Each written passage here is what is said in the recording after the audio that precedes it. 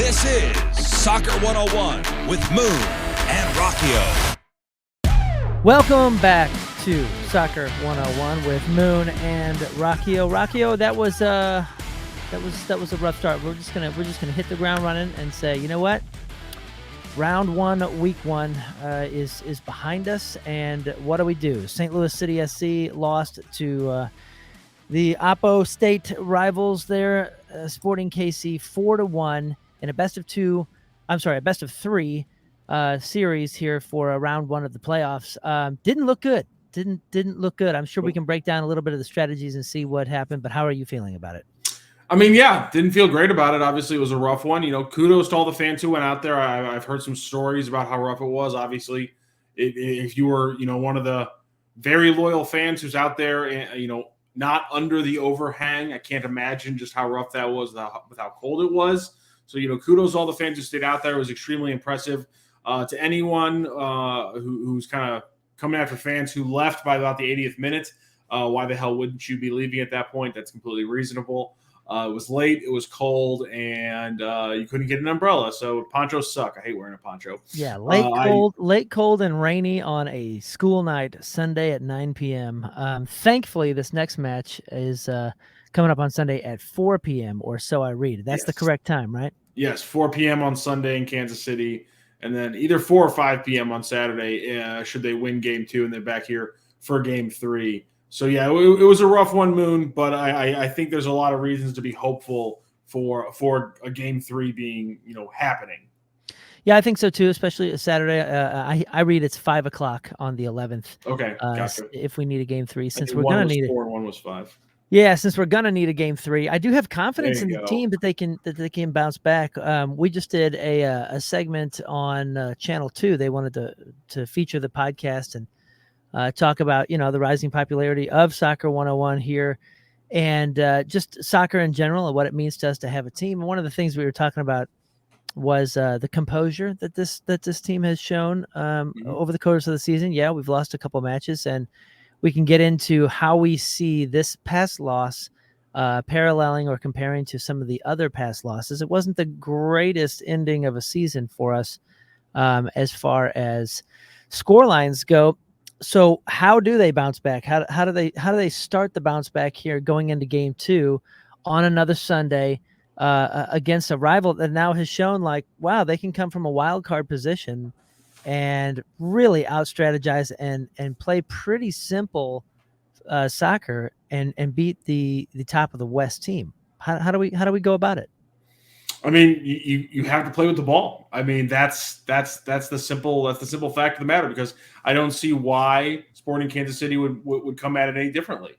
Why would they change? Why would Sporting Kansas City give you the benefit of playing the style that made them, that got them a loss in 2 out of the 3 games in the regular season? City has shown in multiple games, not just this last playoff game, they don't play with the ball well. And you saw it a lot this past Sunday. And the bottom line is, to change that is your stars have to step up. Klaus has to step up. Löwen has to step up. It's funny, we just talked about yesterday about how you kind of, or last week I should say, that you kind of came around on Edu Löwen. And then in my opinion, he has one of the worst games of the season for him because, and correct me if I'm wrong here, Moon, because you play a lot more soccer than I did. I just watch a ton of it now. If you're going to have a possession-heavy, game, and you're going to have a game where you're getting hemmed into the back line a lot, and you're not able to connect your 3 levels, you're not able to connect your 3 levels across defense, midfield, and your forwards, if those are the problems you're having, it seems to me that somebody who's really good and who says that his favorite thing to do, and this is from Edu Löwen earlier in the season, and he told me he likes playing the 8, back, next to Blom. He likes playing that more than the 10 because, and this is a quote from him, he gets to go back to the defense, get the ball, and then when he turns around with the ball, he's got the entire field in front of him. That's exactly the game that City had to play. They kept cycling it back to their center backs, cycling it back to the goalie. Well, at that point, get it to Blom, get it to Löwen, and then Löwen, you got AZ, you got Stroud, and you got Klaus. make something happen. It seems like it'd be a perfect game for him. He's been your best player for a lot of the season. He is your leading scorer, total points, goals, and assists combined. I just don't see why he didn't make more of an impact on that game, especially in the second half when it was clear you weren't going to be able to, outpress Kansas City that night. Yeah, there's a lot to unpack with what you just said. Some of my concerns in the beginning, obviously, I've talked about how in this league defense is really going to matter. Yeah. It's really going to matter. We have a strong defense. We have the best keeper, or top 2-3 best keepers any week in, week out, and that's made a big difference in the being in top of the West and all that. But like you mentioned with possession, let's go to the possession because this isn't news and it's been said before. But one of the striking things in all the losses, or I believe the majority of the losses that happened this season, including this last one, St. Louis had possession. St. Louis City was in control of the ball more than 55% of the time. I think up into the 60s. Looked lost. Yes, up into the 60s. Now let's compare that with our original, what we were told was our original strategy, this crazy counterattacking soccer, crazy counterattacking, like, dump and runs, go, Klaus, Joe Aquini, speed, skill up front. But again, playing into the backfield, dumping, taking the ball, dumping. And I don't mean, dumping in the hockey sense, like just dumping it into a corner kind of thing. I mean like strategic counterattacking. And that doesn't work when you have the ball 60 or 65% of the time, because what are you counterattacking if you've got the ball? And it seems like a simple strategy. It seems like we're talking like, playground ball here, but it looks like that's how we've been beat every single time. And this is not new. I'm not the first one to say this, but it looks like Kansas City came in and said, let's let these guys make their own mistakes. And let's let them have the ball. We're not going to play Barcelona possession ball here. We're just going to let them, become less confident in themselves, make a mistake here or there. And a lot of times you're playing mistake ball, or you're playing the weakness of the team that you're playing. And it seems like everybody's now seeing our weakness and is exploiting it. So, and you played into it by not playing two strikers. I really think that, that's right now been the consensus. They kind of played into, because it's, and I think the reason why it works so well is that Klaus likes to press a lot. That takes him out of position, out of the middle. And then at that point, when you don't have another striker, now you're not, pressing and putting pressure on the center backs of Kansas City, and your attack just kind of dies on the vine. You get a second striker in there, and now when Klaus goes to press, or in what I've seen, in my opinion, it appears to me that Klaus likes to dribble from the outside, but he likes to, be a target man when he's in the middle. So he can go press on the outside, then he can go dribble at defenders on the outside, and Sam Adeniran's still there in the middle to continually threaten the back line there. And then you get more usage out of a Marcanic or a Nerwinski or a Watts coming up the flanks and throwing in crosses and stuff, because you still have a big body in there, instead of somebody like AZ having to just crash in there, who, while very good at headers, simply is not 6'5". Yeah, and speaking of big bodies, Löwen has to be a big body in the midfield coming forward in this game. Like you're saying, he needs to really be an anchor for this team, but he needs to be an anchor for this team. And I think where we have an advantage with him is, he's not a rookie, he's not a new player, and hopefully he can show some real confidence going in, because this is a confidence game, especially with strikers, and we got to hit the ground running and be confident that this game is going to be easily taken and can be taken with force. I think it's going to be an incredibly physical game. You started seeing a lot of physical stuff at the end. I think the ref really didn't let the game play like it should have. This is a physical game, and I think there were a couple calls there that were pretty stupid. And, I mean, just let them play, kind of thing. I don't think anyone was at risk, and there was a couple things that were happening that just seemed a little, I don't know, small for the call. And I'm hoping that we don't see that. I don't know what was going on with that, but I hope the game, I see the game being extremely physical. I hope it is not taken over by the refs. I hope the refs are not an issue and do not play a part in it. especially if there is a low score and it gets really tight at the end. Thankfully, we're not working with aggregate here. You win the game, you come back to St. Louis. Tell you what, I learned that word this week. Yeah, so aggregate. Hey, listen, we haven't done a word of the week in there you go. Aggregate. Usually, if you're playing a two-legged sort of playoff in Europe or wherever you may see this happen, if you went and you played in St. Louis and you lost 4-1, it would cumulatively stack, and we would have to win the game by a bigger margin away than that 3-goal margin to take the win. Thankfully, though, this is just a simple, much more American knockout round of best 2 of 3. So we can go over there and win 1-0 or 2-0, whatever it might be, and come back, which is good. It's good because when you're up against something like an aggregate like that, it plays in the head. It can get really heavy on the shoulders. So let's go back to talking about where these guys are in the midfield. I don't know what they do with starting 11. I'm glad you're bringing this up. This is perfect. Yeah, I don't know what they're going to do with starting 11 since you mentioned, it seemed like we were playing a little bit of a defensive ball and kind of set ourselves up for the Kansas City trap, which and you know what? Before we even get into that, I'm going to say some high school coach stuff here. And just maybe I'm upset.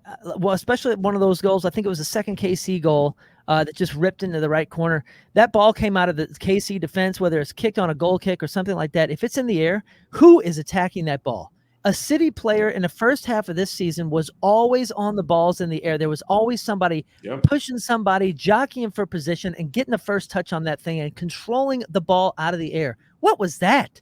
What was that? Like, they got completely beat in 50-50 balls, headers, things like that. Roman Berkey, that was one of the things he highlighted in his post-game comments, was saying that, they didn't win. They didn't win the balls that they usually always win. Yeah, that was – Taylor Twellman mentioned it in his interview on Balloon Party. We're going to play some sound from that a little bit later on here in the podcast. Taylor Twellman mentioned it, that statistically, it's not just like plaudits. It's statistically, City is the second best team in the league in the regular season at 50-50 balls. And they completely let the game happen. They let them win. Dude, my high school coach would have been screaming, saying, like, you cannot let the game happen. It was literally my job. Like, I was not a skilled striker. I wasn't a skilled anything. You know what I was? I was a tenacious, crazy person. Combine that, Moon, with letting a goal off a bad clearance.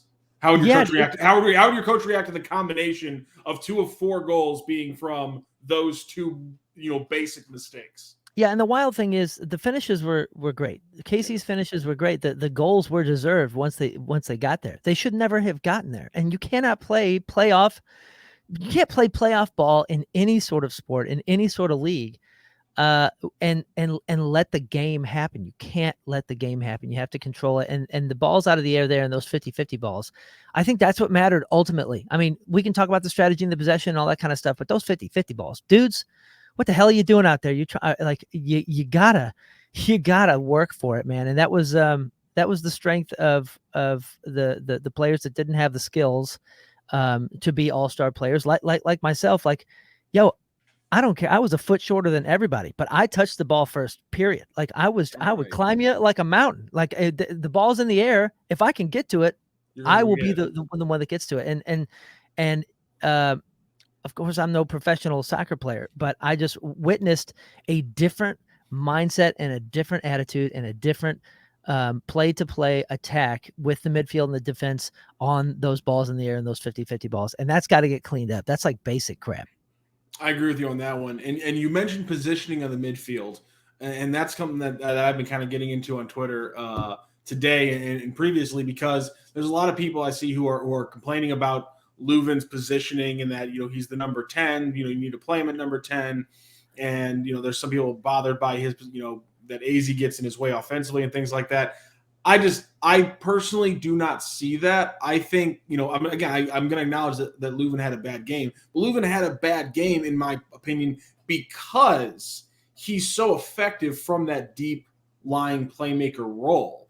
And this weird, like, obsession with him playing up forward, I don't know where it came from, because he hasn't really done that in a City jersey. He's mainly played in a back in however you want to simplify, you want to call it a pivot, you want to call it the 8 and the 6, you want to call it 2 defensive midfielders, however you want to call it. He's playing back there with Blom most of the time, where Blom's is going to break up everything defensively, and Löwen's going to make everything happen defensively.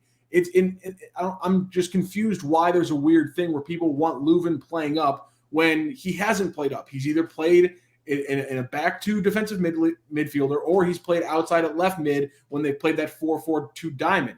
It's a weird thing to me that all of a sudden this is the problem with City, that he's not playing forward when AZ Jackson's been incredible there. He's not the distributor, but your distributor doesn't have to be your nominal 10. It does, your distributor doesn't have to be the guy who's sitting in the hole between your middies and your attackers. That doesn't have to be your main distributor.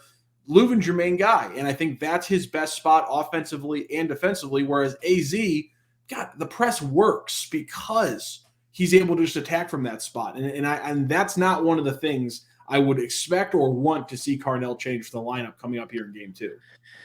Yeah, if it was a video game, and I don't know on the video games what position they say that he is, but he's a CDM to me. He's a central defensive mid. Yeah, thank you. Yeah, if he's ripping shots, I want him doing it from the 18. And I don't have the stats to back this up, but I don't think he scored many goals from inside the 6. Not really, no. The 6-yard box, again, back to the word of the week here. When I say 6, that's 6 yards. That's the small box in front of the goal that the keeper has, and then the full box is 18 yards out. Mm-hmm. So yeah, I see him. He's got highlights from the 18 or beyond, not from the 6 and in. Absolutely. So yeah, I don't know about that. Maybe a lot of people are just seeing 10 on Messi, and they're seeing all these goals, and they're like, why isn't Löwen where Messi is? But it's a different, like you said, it's a different strategy. He's playing in a different role. I'm sure the coach is. It sounds like Löwen and the coach are real like on the same page, and they're real tight. So I'm going to assume that Löwen is following directions, and I'm going to assume the coach is bummed. I'm going to assume the coach is bummed with the play. I haven't heard anything from Carnell. Presser wise or any of that kind of stuff. Maybe you can enlighten me. We'll hear from him tomorrow. Okay. Yeah. I don't know what he's going to say. Thursday. You're hearing from him Thursday. My bad. And I'm assuming he's just going to talk about the future, not too much about the past, but I gotta think he was pretty bummed. He got blitzed. Again, it's not just that they got possession. I think that's people are focusing on the fact that City had a lot of possession, which is true.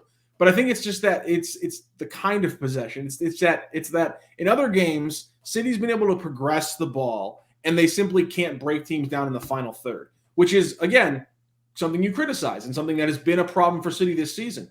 But that's not the issue here against that game. They were never even progressing the ball to the final third. They were stuck cycling the ball from fullback to center back to Berkey to center back to maybe the midfield, and maybe get something going from there. That's what it was. They were hemmed into their own side, and they couldn't progress the ball. That's where I think it was an anomaly to even the losses we've seen from City. Take the good games out. Just look at when they've played poorly. It never looked like that. And I think that's why I think you're right that Carnell's probably bummed, because, again, they got bum rushed in a style that they just didn't expect. They got outplayed. They got outpressed for the first time ever this entire season, and they didn't know how to react to it. Again, them not being able to break down defenses has been a problem, and they've overcame it by making turnovers and getting transition things to happen. But again, if they are able to move the ball consistently into Kansas City's final third, even with how they have trouble breaking down final thirds, they get 2 or 3 goals in that game, and that's not what happened. Yeah, I mean, we it's a 4-3 loss. Yeah, we obviously want to see a little bit more tenacity from up top. But man, as a natural born defender, I got to see more. I got to see more of the defenders just feeling like this is sacred ground and not ball watching. Not that they were fully ball watching on any of those when you slow them down in highlights, but they just weren't exactly where they should be. If they feel like this cannot happen, this is my goal, you have to defend it with your life. And yeah, I gotta see some real fire, and it's hard to it's much more of a subtle fire from a defensive perspective as far as the show, the performance. But when it's there, you see it, and we had it, man. We had it in the beginning of the season. Our defense was I don't know. I mean, they were on some extra Wheaties, man. They were just on extra defensive duty, skill or no skill. Like you could see this kind of rabid tenacity from them. And I don't want to call them flat-footed because I did not see them like flat-footed like they were maybe once earlier this season.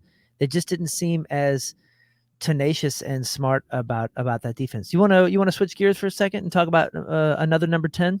Well, really quickly, because you being a defender, I really want to get your thoughts on Nielsen really quickly because one of the things that Twellman pointed out is that they only have, I think he said one regulation win right now with Nielsen starting at center back, and they've allowed 15 goals in his, I think it was 7 starts.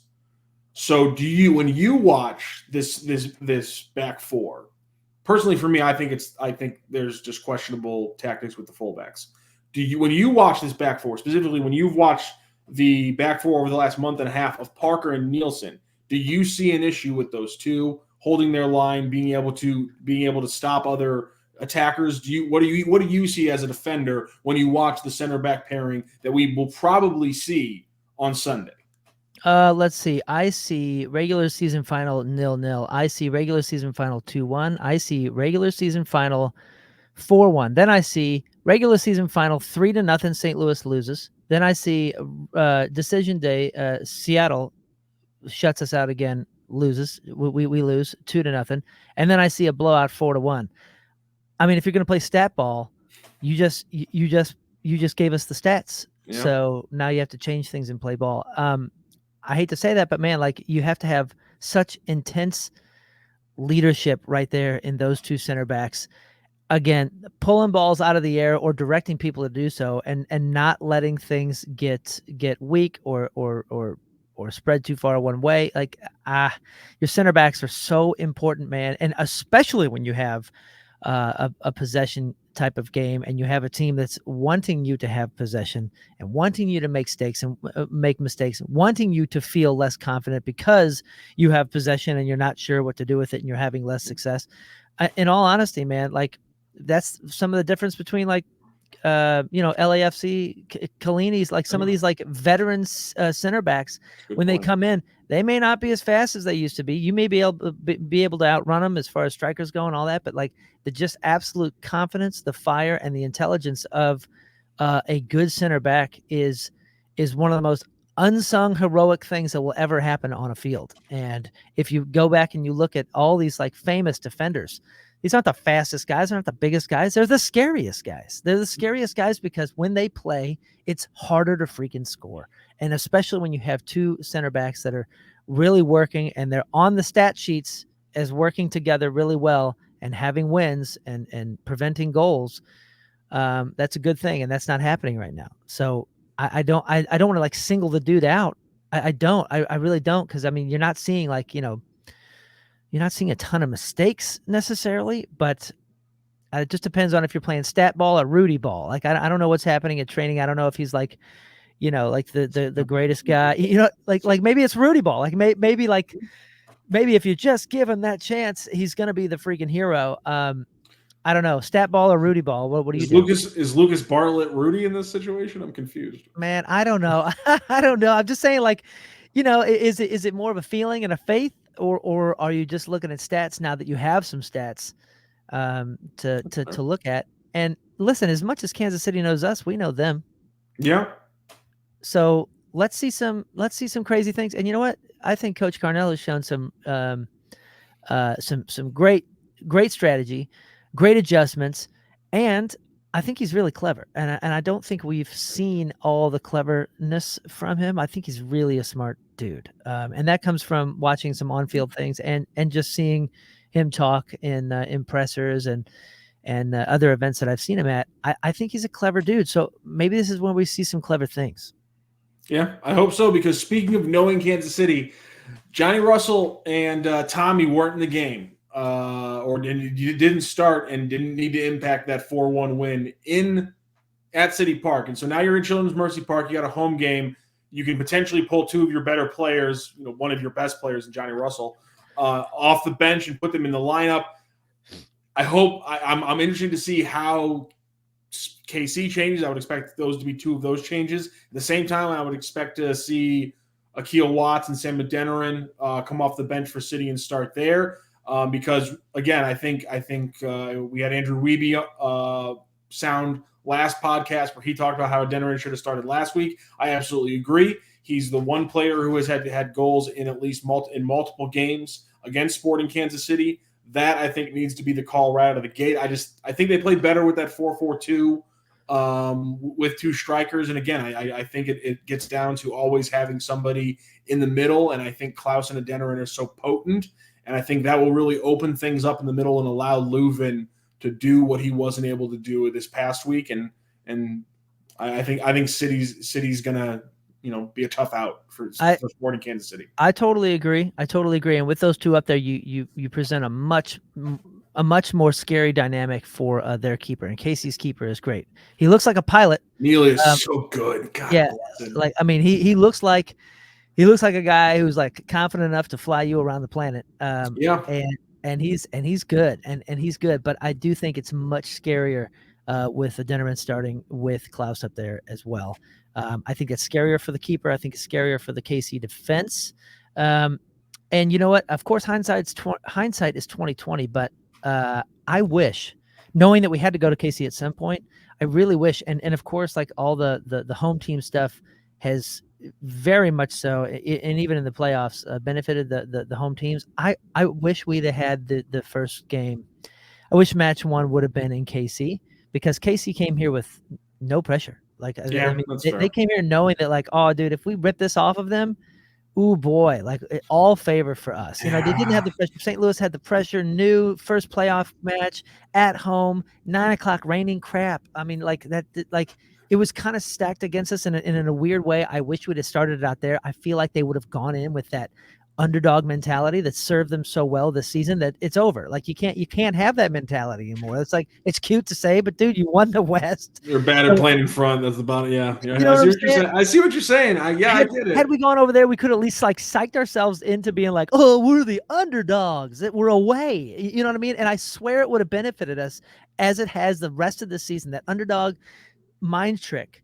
Even when we were smoking folks, it's helpful. And dang, if I could take it all back, I'd have done the exact same thing in Kansas City the first time. I think it would have given us a better shot psychologically to win something, come away with something, that we could have come home, made adjustments, and possibly been done here. But, whatever. It ain't Back to the Future. So, yeah. So, hey, let's shift gears for a second and talk about another number 10, because I am sure that you saw that World Cup winner and, number 1 in our hearts there, Lionel Messi, won his 8th Ballon d'Or. We talked about, Michelle and I had talked about what the Ballon d'Or is and, what's that an award for. And 8-time Ballon d'Or winner. It happened on Monday. He edged out Erling Haaland, who played just madly good these last couple. Didn't he score like a goal? Didn't he score like a goal per game in the Champions League? Dude, that guy.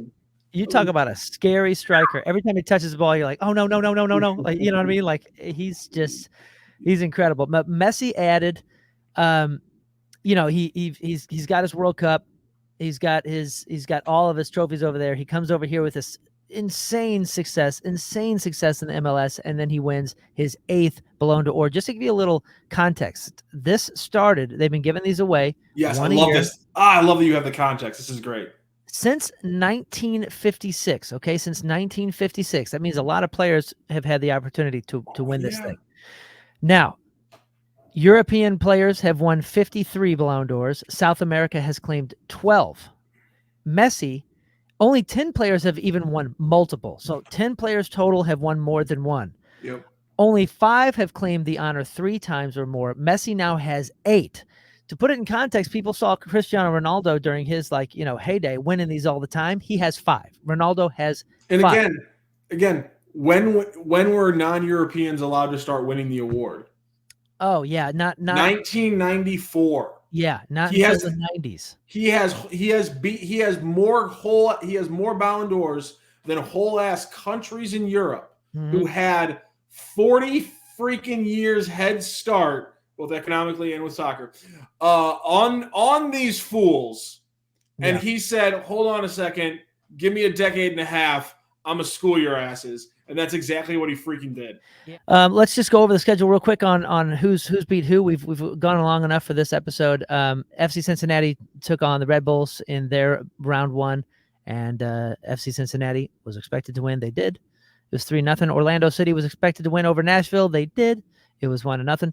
They'll play on the 7th. Cincinnati and the New York Red Bulls will play on the 11th. And let's see. It looks like Columbus Crew and Atlanta United. That happens today, I believe. Philadelphia Union beat the Revolution 3-1. They go up in their series. St. Louis, obviously, we've talked at length, has lost to Sporting KC 4-1. And then we'll play on the 5th. Seattle Sounders beat FC Dallas 2-0. They will play on the 4th. LAFC, as expected, beat the Whitecaps 5-2. High-scoring game there, and they will play on the 5th as well. And that rounds out what I see as the round 1 match ones.